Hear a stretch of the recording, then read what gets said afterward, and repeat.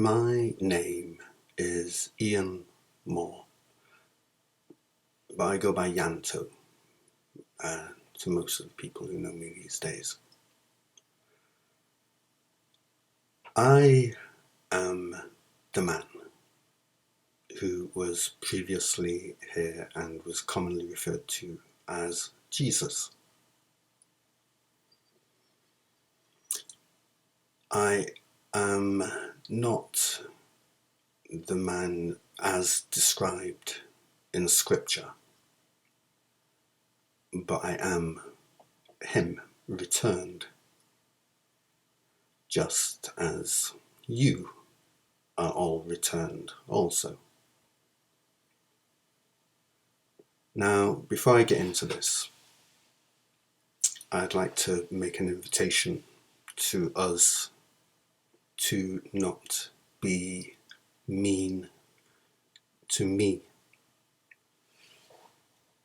because there's really no need to be. I know this is a triggering subject. I know that me saying the things that I'm saying is a hugely triggering subject, but there's no necessity for being mean to me about it, and I don't particularly want to invite any meanness.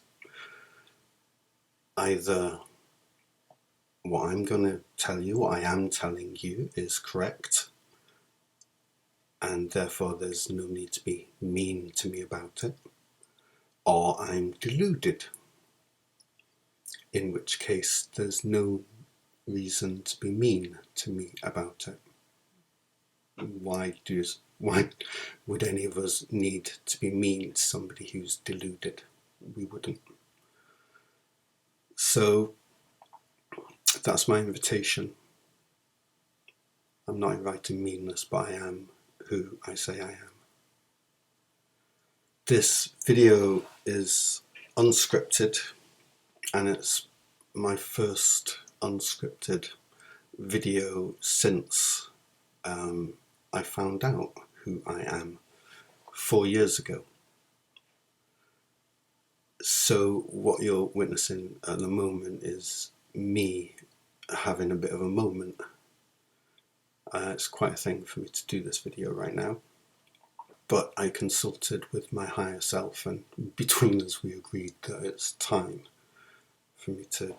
I've been talking about what I discovered for the past 4 years. I'm putting videos out about it, but this is the first time I go unscripted so that you can see me in my raw, authentic, standard human form.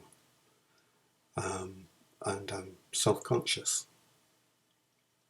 I am a standard human man. I am the man who was here before, returned, and I am a standard human man, just as you are all returned also, and you are all standard human beings also. I consult with my higher self about making the videos I make these days, and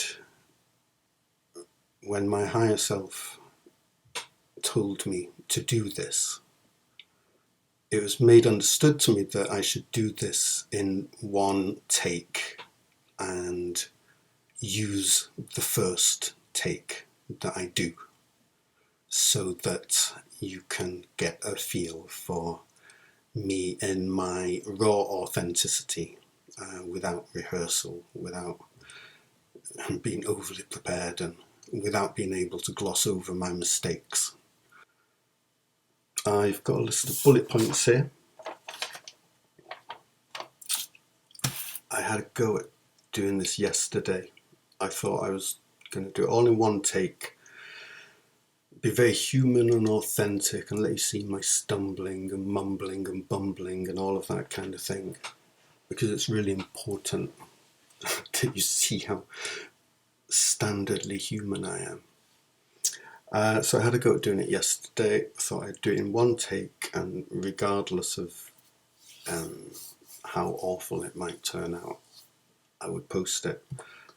It's 5:20, Saturday the 6th of April 2023, and I'm aiming to be able to upload this on the 8th of April.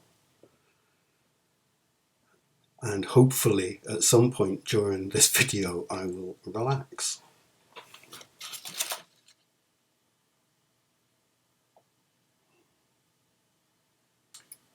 So I made the first 2 videos in my video lecture before I found out about who I am.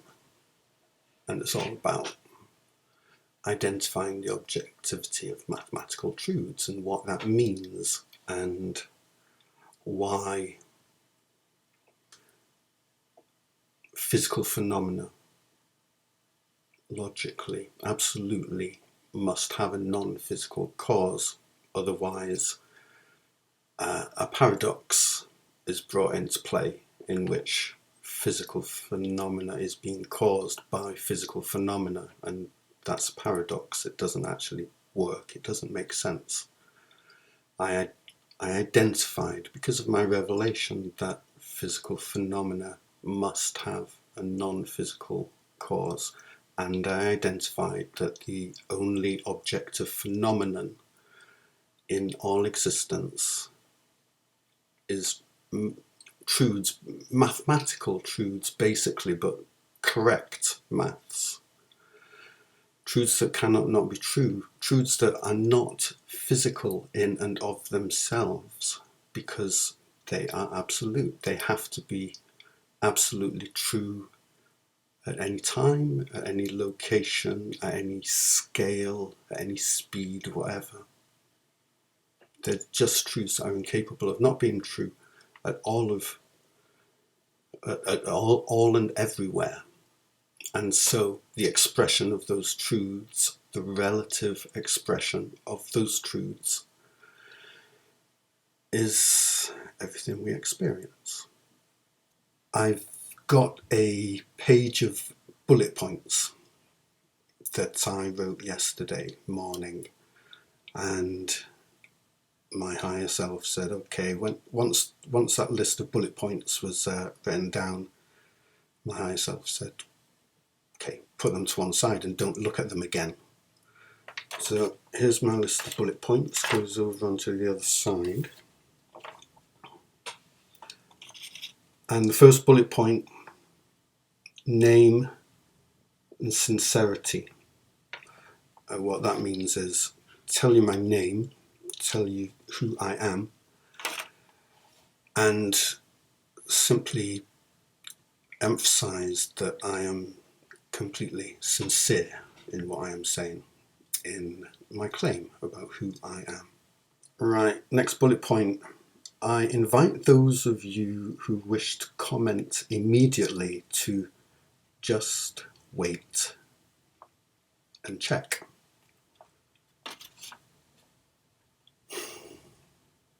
I have a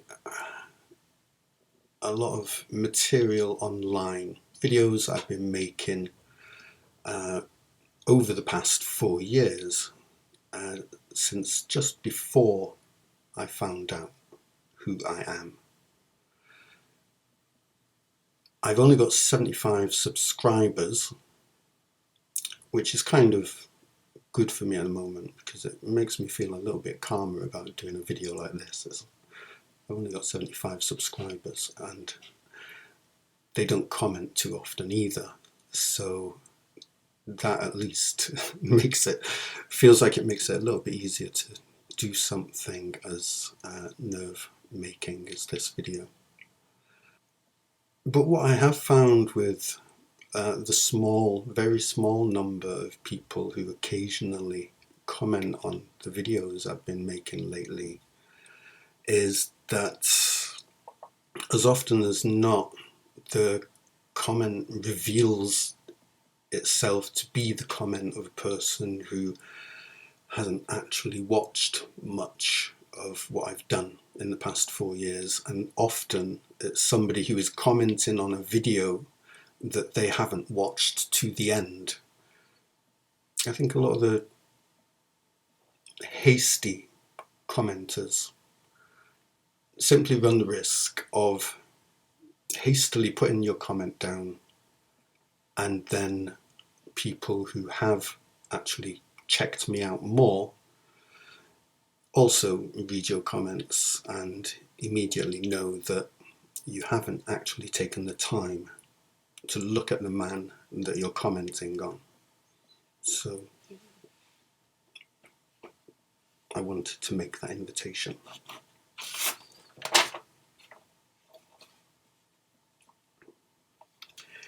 Next bullet point: the intense human experiences I have been required to go through to get to here. It's almost as if it was planned.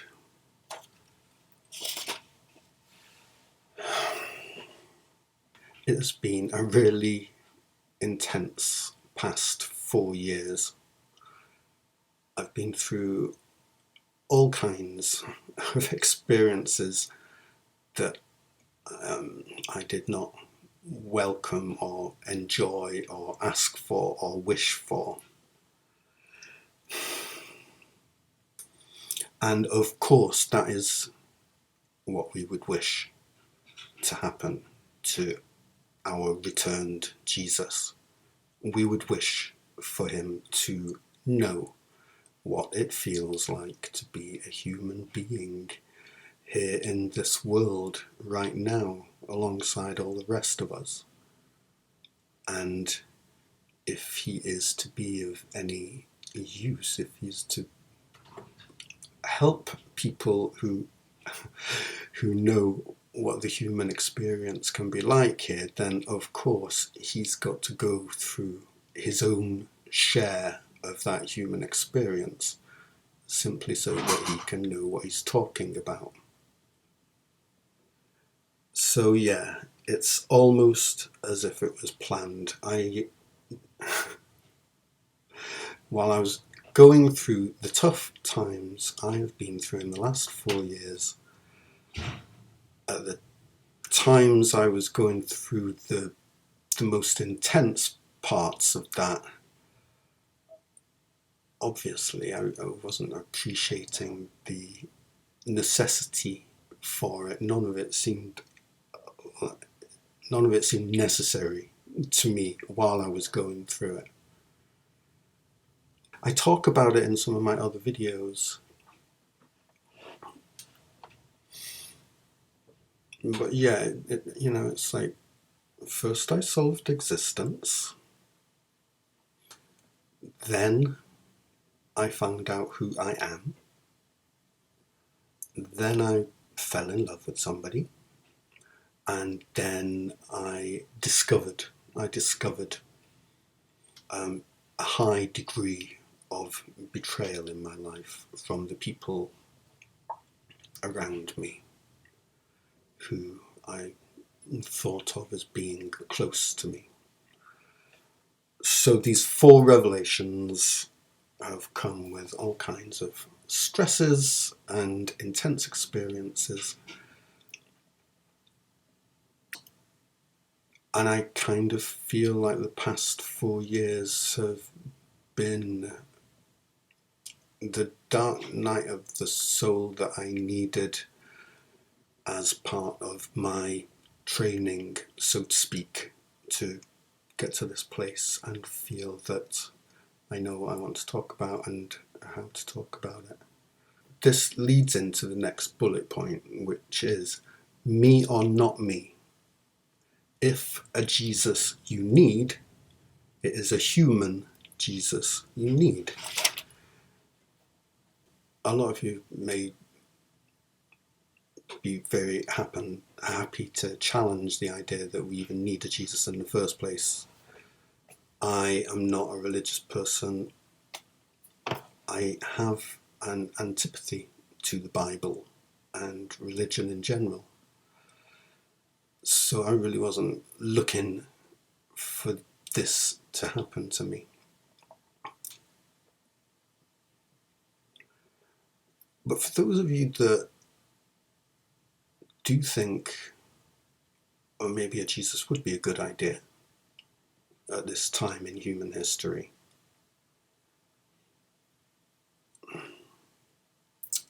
It is a standard human Jesus that would be the most helpful, rather than the miracle-making superhero Jesus. It's important that the truth that we need to hear comes to us through a standard human being. In order for that truth to be helpful, it needs to be delivered by somebody who is a standard human being. My natural status here.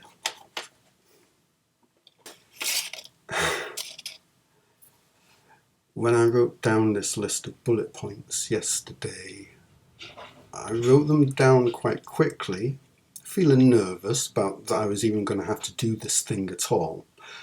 I wrote down the bullet points quickly, thinking, okay, once I've brainstormed my bullet points, I'll consult with my higher self and work out which ones we're going to use.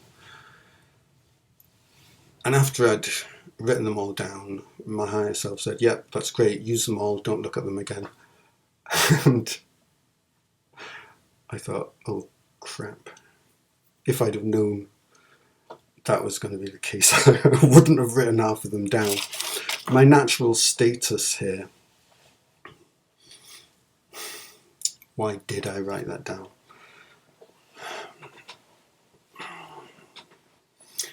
It's because of this cultural conception we have of status and divinity. Excuse me rubbing I've got a stiff neck, by the way. I'm a standard human being, and I've had a really very bad stiff neck for the past few weeks, and it's getting better, but it's not there. So if I keep wriggling about, I apologise. But I need to. I'm a standard human man. I've got a stiff neck. I've got a bald head. I've got crooked teeth. And it's good. It's good. We needed me to be like this. I see myself as having a natural status here. But it's not the kind of status one might imagine being associated with, you know, people being mortal, demonic, divine, you know, that kind of moralistic, spiritual hierarchy. Status is an interesting subject because we are all the eternal one I am. At the soul level, at the human level, we are each our own self. And in this human world of duality, there's all manner of natural statuses in any given situation, in any given room. So in any given room of people, you're going to have one person who is the tallest, one person who is the shortest, one person who is the oldest, one who is the youngest, etc. There's all manner of natural statuses that can be identified, and they're not anything at all to do with worthiness and unworthiness. My natural status here, as I see it, is the natural status of an elder who understands a few things that pretty much nobody else, or very few others, understand.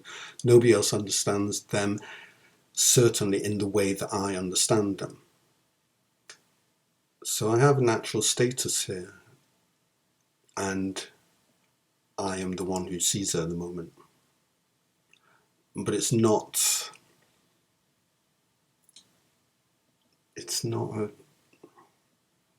about one person being better than another. At the soul level, we are all the one I am, all the eternal. We couldn't be more equal because we are each other.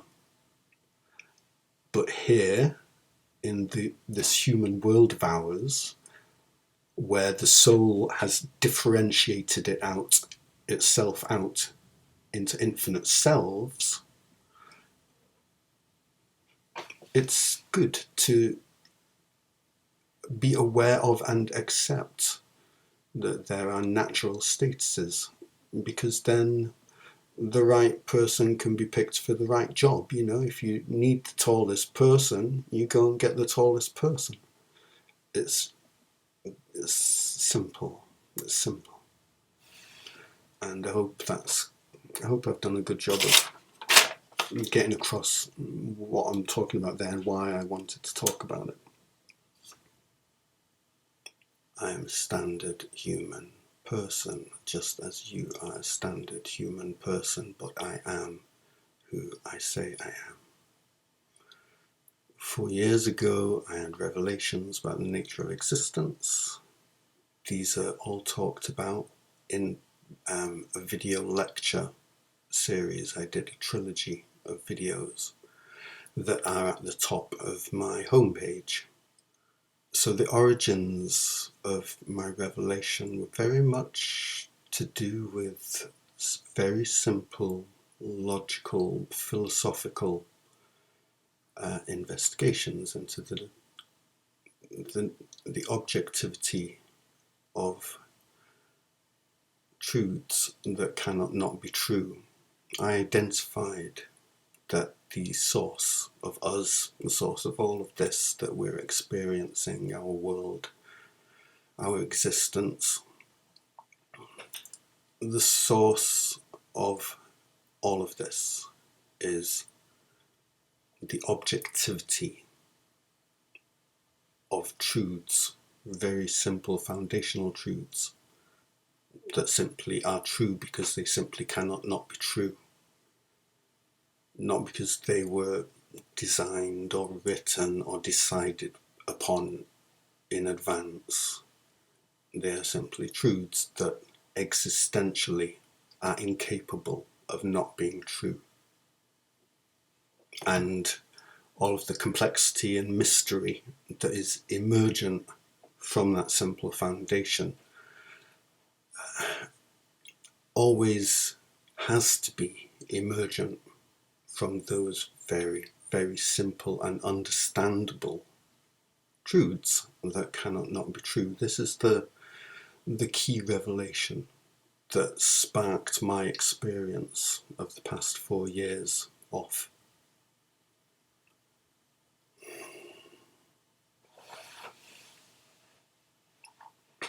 Might not need too much. I've got a stiff neck. I've had a stiff neck for a couple of weeks now, and it's improving, but I've got a stiff neck because I'm a standard human man, and I've been going through all kinds of stress in the past 4 years, and that is good and has been required. I identified that the living unified field of which we are all a part is seamlessly one. It's impossible for it not to be. And that we all extend into it and it extends into us seamlessly, absolutely seamlessly. So I started to develop my relationship with my higher self by talking to it directly. And I gave it a name that felt like a friendly name to me, so I wouldn't be hung up by feeling intimidated. So rather than praying to God, I'm simply consulting with, conversing with my own higher self, that part of me that extends into living unified field at the etheric level, a finer, faster resolution of iteration than I can perceive with my physical senses. So I called her Sally. our relationship began to develop, and she informed me of who I am, who I was previously. And I've never been a religious person. As I say, I've always had a problem with religion. I've always been philosophically curious, and I've always specifically had a problem with religion. So to be in this position 4 years ago where I'm having all of these revelations about the nature of existence, and then opening up my communication with my higher self, and then being informed that I was him when I never really invested in the idea of him ever in my life in the first place. It's been intense, it's been a lot, because I am a standard human man. And it is absolutely necessary that I am a standard human man, and I would not be of the use that we would want him to be if I was not a standard human man. And yeah, it's been a horrible experience getting to this place of self-honesty, because it triggered me as much as it triggers everybody else. The idea is, though, that it won't necessarily have to be quite so horrible for you, because I'll have beaten the path. You know, if you have somebody who's forging the way through an overgrown jungle, the people who go after them will hopefully have a less intense time. So yeah, although the goal I am telling you for you is to become relentlessly self-honest, and that probably sounds terrifying and highly triggering to you, it doesn't have to be as bad as it sounds, is what I'm saying. And it will be fine, and you will be glad to have done it once you've done it. And yeah, you might grimace a bit while you're doing it.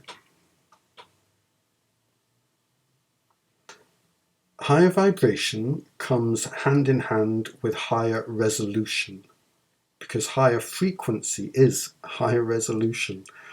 So this bullet point here is a technical bullet point. Higher vibration comes hand in hand with higher resolution. Back in 2020, I made the first 2 videos in a planned video lecture trilogy about the nature of existence. And the first 2 videos I wrote and started making before I found out who I am. And they are all about maths and logic concepts as they apply to reality, as they apply to the nature of existence. And one of the things that I identify in those early videos is the necessity, when using maths to model and understand reality, it's really important to use 3-dimensional maths. And what I'm saying here about vibration, correlating vibration to resolution, we are used to thinking conceptually in 2 dimensions. When we're using maths and science to look at the operating of the world, we tend to use 2-dimensional graphs. And while that can be an incredibly helpful hack for dealing with certain technical situations, certain questions of engineering. It can be a really, really useful hack. When it comes to really understanding how maths and conceptual truths relate to our reality, it's really important to do it in 3 dimensions. So when we think of vibrations, when I think of vibrations, the image that comes to my mind is like sound wave. And we've all seen sound waves on graphic equalizers and things like that. And we look at it and it's 2-dimensional. It's peaks and troughs presented 2-dimensionally. And because of this, the bit that we miss, because we're not looking at it in 3 dimensions, we see that a high vibrational sound wave has a high frequency, or in other words, a high number of peaks and troughs that are close together, rather than a low vibrational frequency where the peaks and troughs are nice and spread out. In 3 dimensions, the more high vibrational a quality becomes, the more high resolution it becomes. And although this is a technical thing that I'm talking about, and you might be wondering, how is this helpful to me? It becomes helpful if you watch the other videos I've been making over the past 4 years. But one of the core concepts that is conveyed in those videos is that we are forever raising our vibration, but really we are forever raising our resolution, the resolution with which we are experiencing ourselves and the field, the living unified field. We in the living unified field are one. It is us. We are it. And we cannot help but be in a perpetual state of expansion into higher and higher resolution of being. And it's a phenomenon that becomes interesting and significant. And it's a real cognitive shift. It's an inversion. It's an inversion of what we have all been taught since we arrived here, since we were born. Speaking with self-appointed authority, I'm not feeling especially authoritative at the moment. I'm mostly feeling self-conscious. But there are times when I speak with what feels to me like an absolute authority. But when I do that, I don't see it as being an authority over you. I see it as simply my self-appointed authority, because the core truth, the key message that I'm bringing, the foundational, never not in effect truth that I'm bringing, is that I am the eternal and you are the eternal. And every other living being is the eternal.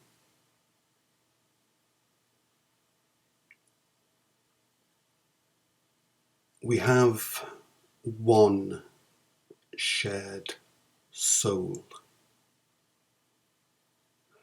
The living unified field, all that is, everything in existence, all existence, the living unified field is one, and it has one soul.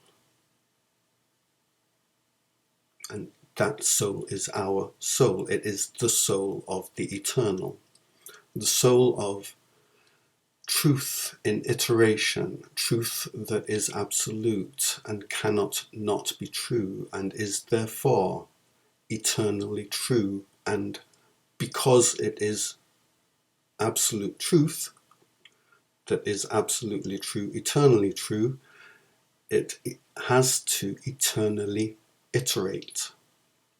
That is what our soul is. It is the fire, the iteration, the burning of truth that is incapable of stopping being truth.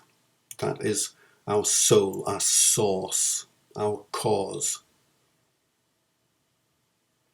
Ourselves are ours. The living unified field has one soul and infinite selves, and the nature of oneself is the nature of the whole and is the nature of another self. It's as it is because it cannot be otherwise. It simply cannot, and that is the only reason. My relationship with the word God is that I don't tend to use the word God, apart from for the occasional reflexive exclamation. The language I've developed over these past 4 years is to do with things like the living unified field and truths that are absolute. And we are all of it. And we are reflections of each other. And this is the foundational truth, which is so simple it can be understood by the mind. It's only that the iteration of it, the self-differentiation of the simplest truths, by the time they get out to this level of human experience, it becomes so high resolution. It becomes unpredictable and therefore mysterious. But the foundational truths that are ever presently causing the mystery are ever presently in effect. So we can have cognitive understanding at this very foundational level while still accepting and embracing the mysterious experience of it.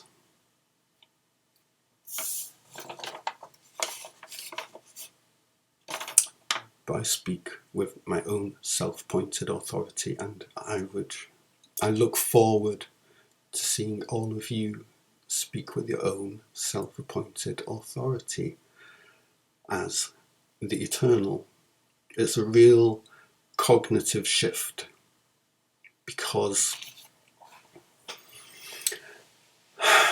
the truth that I am the eternal, that you are the eternal, that core foundational truth is the inversion of all our worldwide human culture. Human culture comes in many flavors, but collectively, human culture I refer to as lie culture, which sounds quite aggressive. And I'm not aggressive to lie culture, but I name it that because it's that important, and it's that important for us to be discerning about lie culture, human worldwide culture, and the simple truth that human culture says no to is only that I am the eternal and you are the eternal. That is the lie that human culture is. Human culture says everything but I am the eternal and you are the eternal. The thing about being eternal is There is no becoming eternal. One either is or is not, by the very definition of the word. To be eternal means to have always existed just as much as it means always will exist. Eternal is as eternal does. That which is eternal because it cannot not be. That is the only reason for being eternal. It's not about morality. It's not about good and bad. It's not about earning the right to be eternal. That which is eternal has no choice about being eternal. You have no choice about being eternal. I have no choice about being eternal. The living unified field has no choice about being eternal. That which is eternal cannot have a choice about being eternal. Being relentlessly self-honest. It's been horrible getting here, and it triggers the fuck out of everybody. That bullet point kind of speaks for itself. It's been a weird 4 years, as you can imagine, and I'm a very isolated individual. I know I've got it in a later bullet point to talk about my personal situation, so I don't need to go into that right now. The place one wants to come to if one is looking to be coherent with one's own existence. Relentless self-honesty, and I've been becoming more and more relentlessly self-honest in the past 4 years, and I know well that it does trigger the fuck out of everybody, because I call our human culture, the culture that we share all around the world as a collective human species, I call it lie culture, which sounds very judgmental and critical. And I don't really name it that so that we will be judgmental and critical about it, but I do name it that so that we will take it seriously and engage with it with as much discernment as we can. And becoming self-honest, it's what each of us needs to do to become coherent to ourselves. But it's nigh on impossible to do that while we are saturated in our lie culture, our human culture. Our human culture is the inversion of the truth of our situation.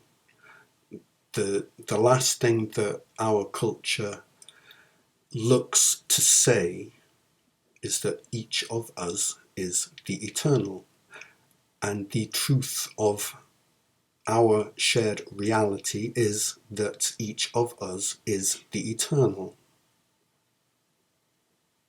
Our culture says no to that. Our culture says no to what is true about us.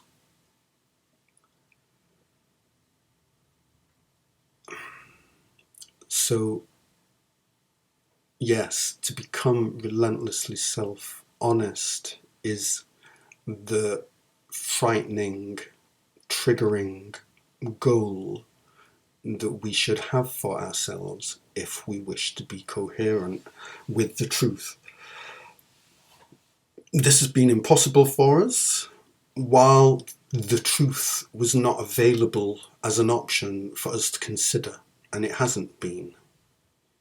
Throughout our human history, the truth that we are and can only be the eternal, that has not been allowed as an option for our consideration, and it is the truth.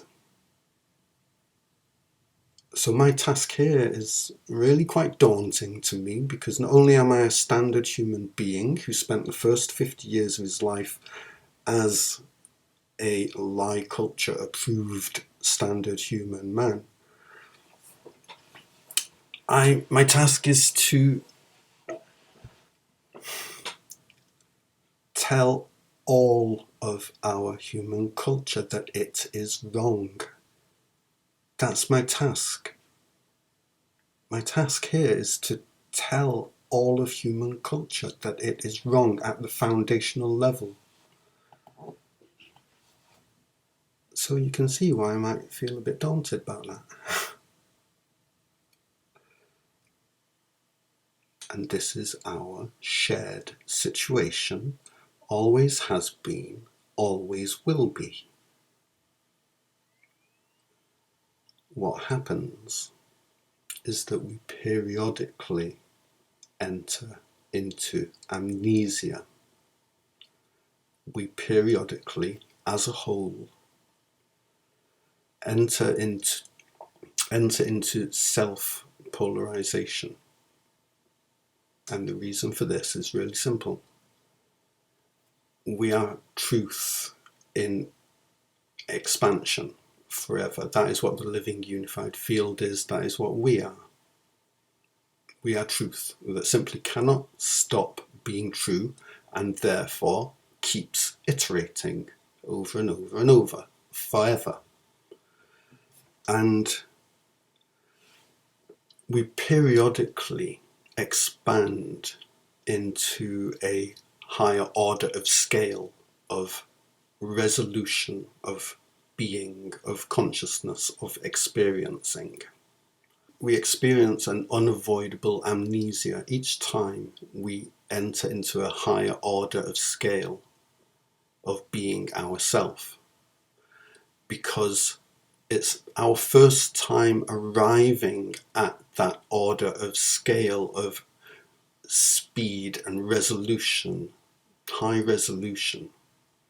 It's our first time arriving there, and so we have not yet created any memories for ourselves at that order of scale of being. So we enter into self-polarization, amnesia, self-amnesia. We don't remember who we are. And our entire human history has taken place within that transitionary period of amnesia, of self-polarization, of entering into a higher order of scale, forgetting who we are, having to learn ourselves from scratch again. So none of it is to do with morality, none of it is to do with worthiness or unworthiness or any of that kind of stuff. We just enter into amnesia and understandably become afraid and try to make the best sense that we can out of our experience.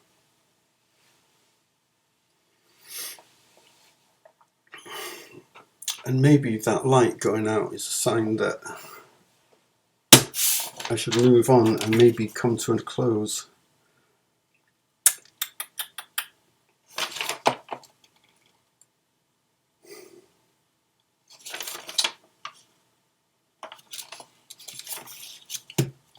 I encourage you to check me out. I encourage you to go to my homepage and check out at least some of the Proof trilogy. I feel quite self-conscious about the production values, especially with the first one, but all three really. because I took a look recently, and I noticed how I'm pretty much attempting to drown my own voice out with background music. Over the past 4 years, that has changed, and the background music went further into the background until it went completely.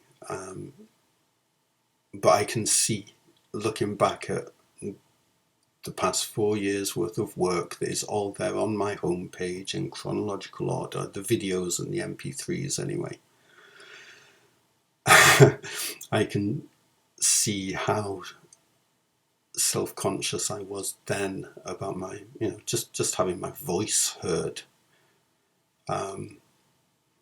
These days, I'm generally much more confident, but the videos I put out are scripted and well controlled by me, and this video is me being outside of my comfort zone and just being, a bumbling human doing the best he can, because I am a bumbling human doing the best I can. So I can understand if you're disappointed, but I encourage you to just pause in your disappointment, because it turns out I'm a remarkable man.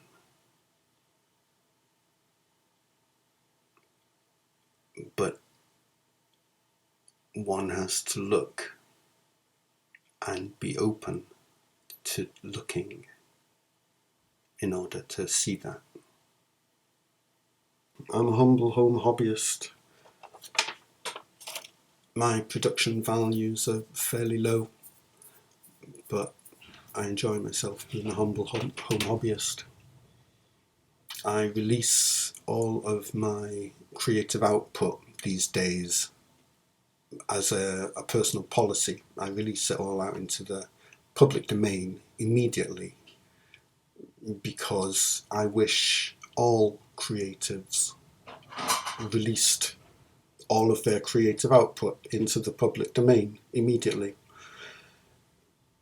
That is what I wish all of our artists and creatives did, so obviously I have to do that myself. And I am an artistic type. On my website you'll find music videos, you'll find a couple of novels, a book of poetry, and all sorts of videos.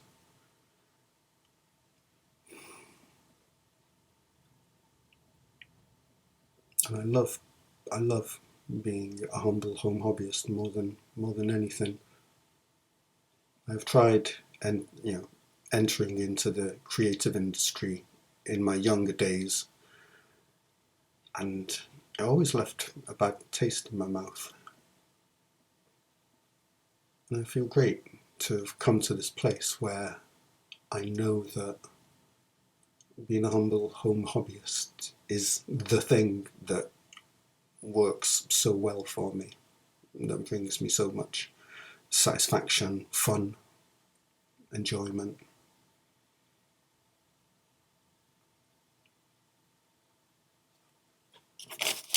I'm a humble home hobbyist. Okay, personal life, love life. This is the one I regretted most writing down. I was hoping that when I consulted my higher self about it, I'd be told that I didn't have to include it, but my higher self said, great, everything you've written down, that's what you're going to talk about. So my personal life and my love life. I'm going to have a drink of water.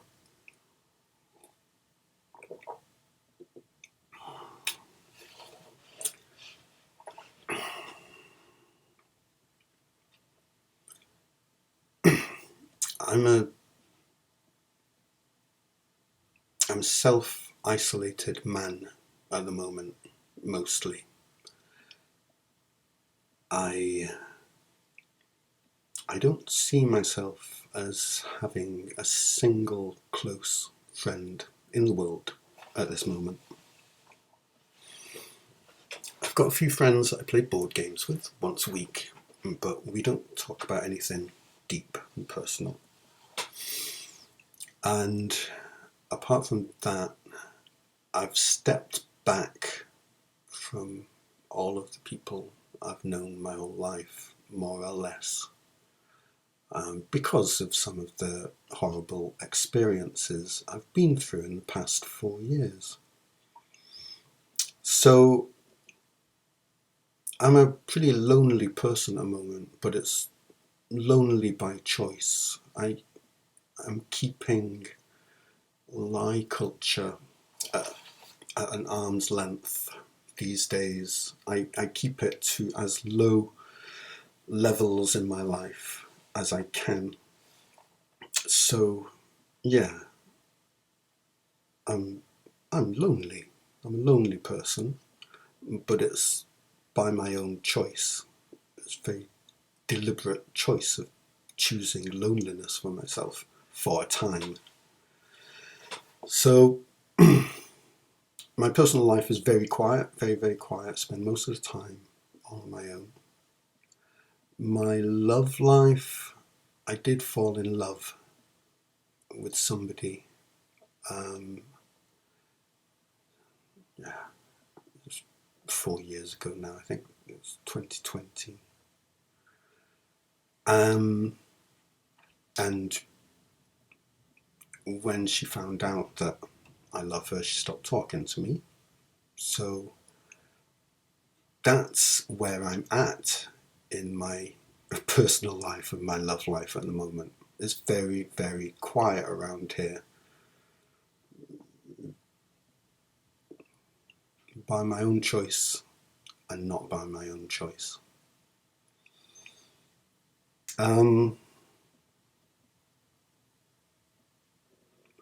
The whole falling in love thing is important. It's a whole significant part of the experience that I'm going through. We've got solving existence. We've got being told that I was Jesus. We've got discovering the great betrayal of the people around me, but then the world at large in general, and ultimately the betrayal of myself by myself. And then we've got falling in love. We've got these 4 big revelations that have encapsulated me like onion skins for the past 4 years. And the whole falling in love thing is just as intrinsic a part of all of this as the other revelations.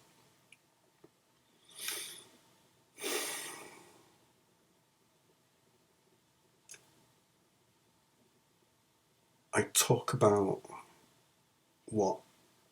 on love in one of my videos on my channel, on my website. And I talk about how my journey through the past few years has led me to the understanding that it's all about self-love, all of it. The whole romantic love thing, but love in all of its forms. It all comes down to self-love, ultimately. And I talk at length and much more articulately than I'm talking now about it in other videos.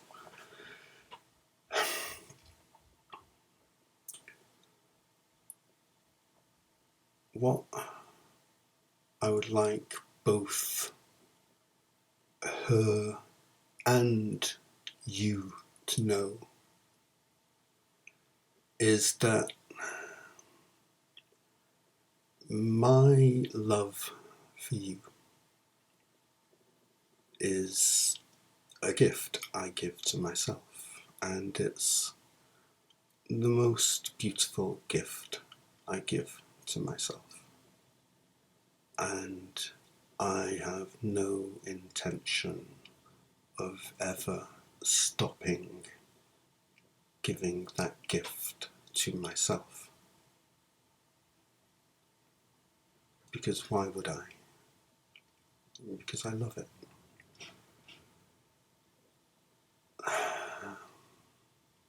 And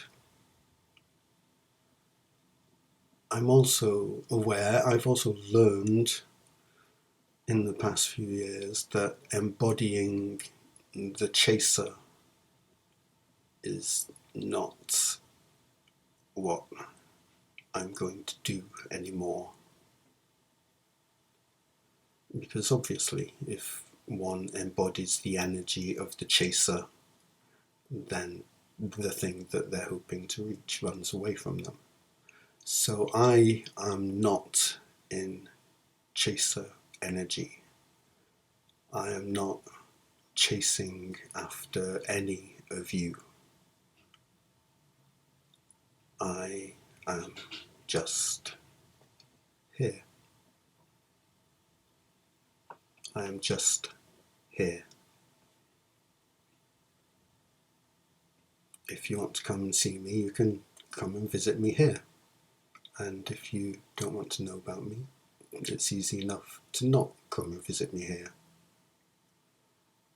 So yeah, I'm not chasing, but I am here. And I treasure and cherish my love for you because it is the most beautiful gift I give to myself, and I have no intention of stopping giving myself that gift. How do I feel now that I'm about to close this video? I feel quite spaced out, really. If you've made it this far, well done, and thank you for making it this far. And I've no idea how long it'll be before I make anything like this again. But thank you, and I guess I'm going to wind up and go, and I'm not going to pressure myself to say anything too profound or wonderful at the end like this. I am who I say I am. I'm a fumbling, bumbling, standard human man, and that does not stop me from being the man I am saying I am. I am the eternal one I am. You are the eternal one I am.